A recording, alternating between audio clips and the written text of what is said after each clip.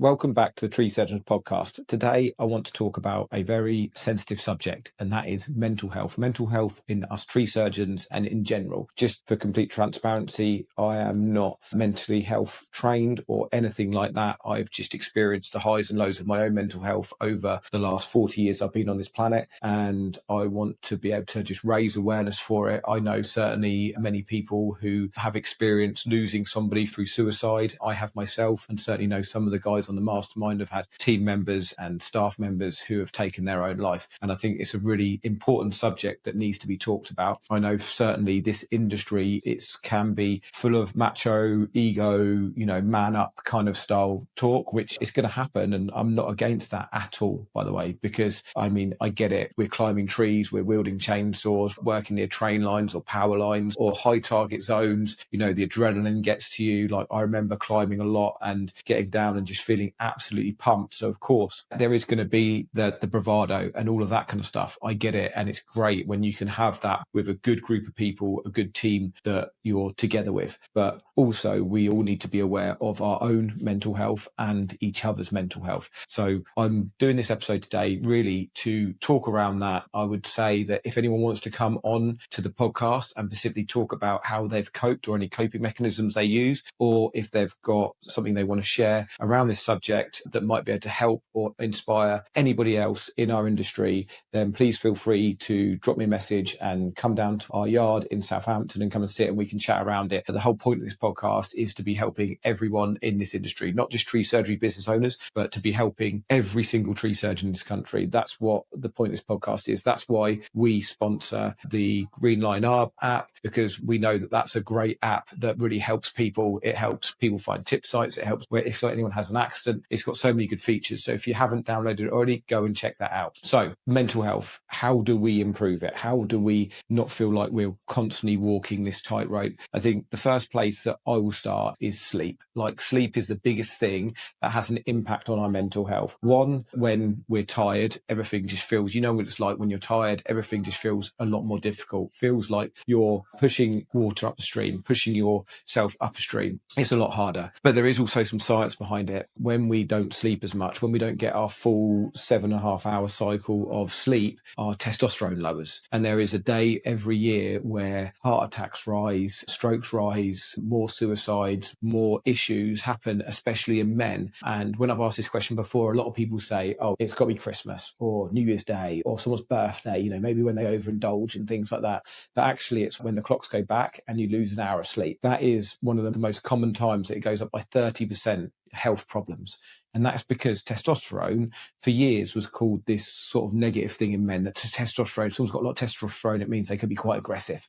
But actually, testosterone is actually what keeps men safe. It is part of our whole ecosystem of a body, that testosterone actually helps us in a whole as men. This does apply to women as well. So I don't want you to think this is a man-heavy episode, but very much in men more so, that testosterone really, really helps us. So my advice would be is to really work hard on getting your sleep. Now, I really struggle with this because I drink caffeine in the morning. I've had to stop drinking at lunchtime because I found I used to have caffeine in the afternoon and then I wouldn't sleep. I finish work, I go and see my family, and then my kids go to bed at 7. I'll do a bit more work in the evening, and then suddenly I'll get into bed at 9:30, 10 o'clock because I get up and go to the gym at 5 a.m. every day, and I struggle. My brain just goes into overdrive. I start thinking about all the things that happened that day. It's like a washing machine spinning round and round and round and round. So I take things like herbal sleeping tablets. I try to look at my phone. I've had before where I've worn like gaming glasses, so when I am looking at my phone or a computer, that it's just helping my eyes relax, and just trying to have a bit of a routine where I go to bed at about 9:30, 10 o'clock every night really helps me try and get to sleep. It's not a perfect science because some evenings I just lie there, and you can probably relate to this, where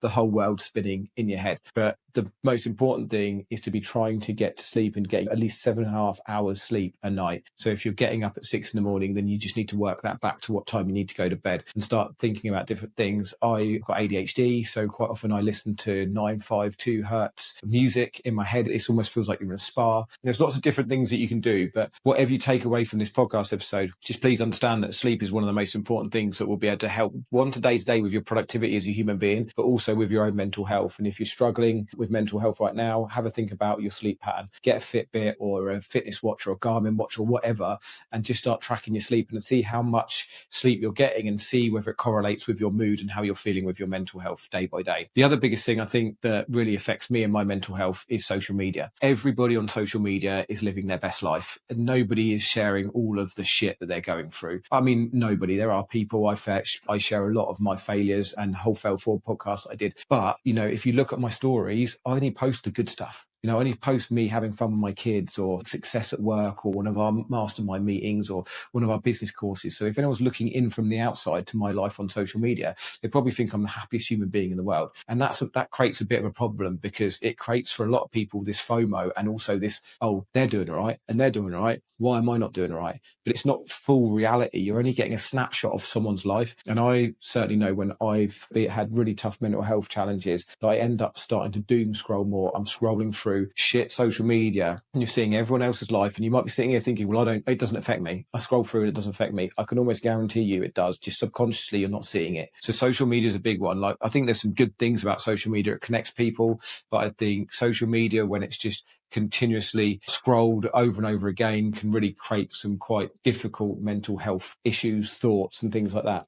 So if you're feeling down, try to stay off social media. The next thing I want to talk about, it really is just having connection with other people. One thing that COVID did is cut off a lot of connection. I know that connection's needed for us to be able to have a good, healthy mind. You see a lot of people who retire and they leave the workplace where they get a lot of connection, a lot of people time, and then they deteriorate very, very quickly because they're now then on their own. And that's where having an active mind, being able to meet, go out with people, like if you're feeling low, sometimes you don't want to go and talk to somebody, but it's probably one of the most important things you can do. Talking and being open about your problems is quite a challenge for some people. I find it quite straightforward. As you can see, I've put social media out all over the place and I'm constantly putting myself in the firing line for trolls and haters, and that's quite hard on my mental health, but it's the path I've chosen to do.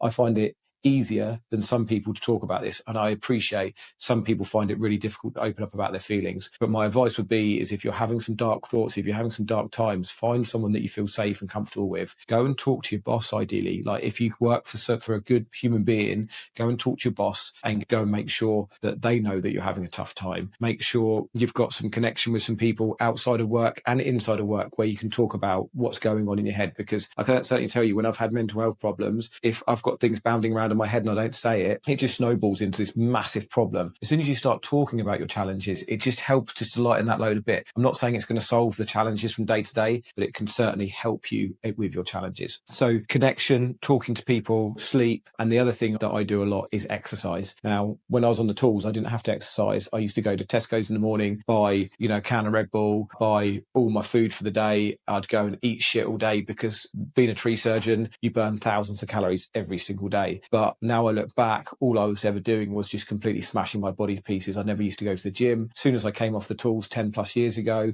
my back, my knees, everything were a killer. One of the things that if I could go back and do again, I would have gone and eaten better from day one, because what we put in is what you get out. If you put shit in, it's like going and putting diesel into a petrol car. It's not going to run very well. If you're putting shit in your body, you're not going to run very well. Then you're going to get tired, like we were talking about earlier. You might struggle to sleep if you're having massive cans of Monster all day long, filling yourself with caffeine. So really thinking about your own performance, what you're putting in, and your exercise. Like, I think a lot of climbers out there who are doing a long period, like I know there's some climbers still in their 50s. Anyone that I know that's been in this tree surgery game a long time, they do a lot of conditioning. I never only did that. It was just who could pick the biggest log up. We didn't have Avants and stuff years ago when I first started out. It was just one roll of chippers, a wheelbarrow at best, and then just lifting slices of wood and seeing who's the strongest person on site, which I never was. But my back now tells me that I shouldn't have been doing that. My point I'm getting to here is start thinking about looking after yourself, even if it's just 20 minutes a day, to just doing some stretching, some conditioning,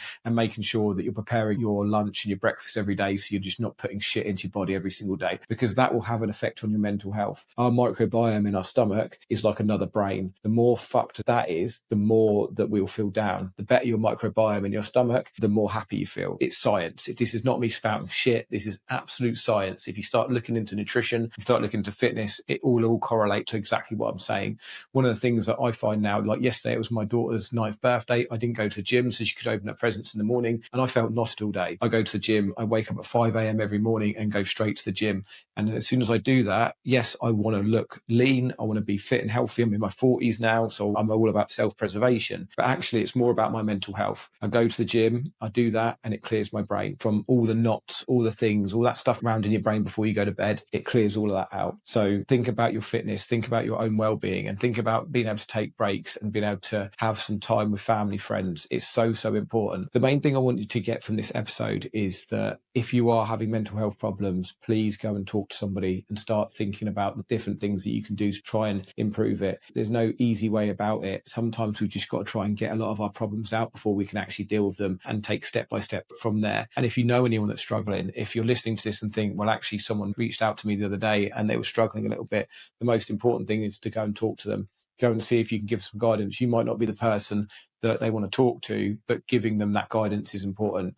I run a tree surgery business, as you guys know, and we have a counsellor line set up, which is part of a health shield that we set up for our team members. So if they are having any mental health problems, they can phone and speak to a counsellor 24/7, and they know they've got access to that. So it might be that the person that you work for, they might be able to do that. Or if you run a business, a tree surgery business, it's your duty of care to make sure that your team, all their well-being is in a good place. So if you don't have something like that set up, I think our health shield for like 12, 14 guys costs us about 80 quid a month. So we're not talking about having to spend tons of money here just to make sure that there is a counsellor line for someone to be able to call if they ever feel low, if they ever feel like they're having some dark thoughts, that there's something that they can do. So if you're an employer, there are things you can do to help support your team. And if you're an employee, there's things that if I was an employee working for someone and you're going through a dark period, I'd go and tell them. I know as a boss of a company that people don't just turn up to be shit, but some days it's not the fact that they don't want to be here at HRG Tree Surgeons, it's because they're having a hard time in life. So it's really important to know that and to be able to support and have a bit of empathy for people's day-to-day stuff. So if you're listening to this and you're going through trouble, go and speak to someone. If you know somebody or you're running a business, remember it's one of your duties of care to make sure that you look after your team. So as I say, I'm not a mental health practitioner. I just wanted to put this episode of the Tree Surgeons podcast out there because I think we need to raise awareness more in our industry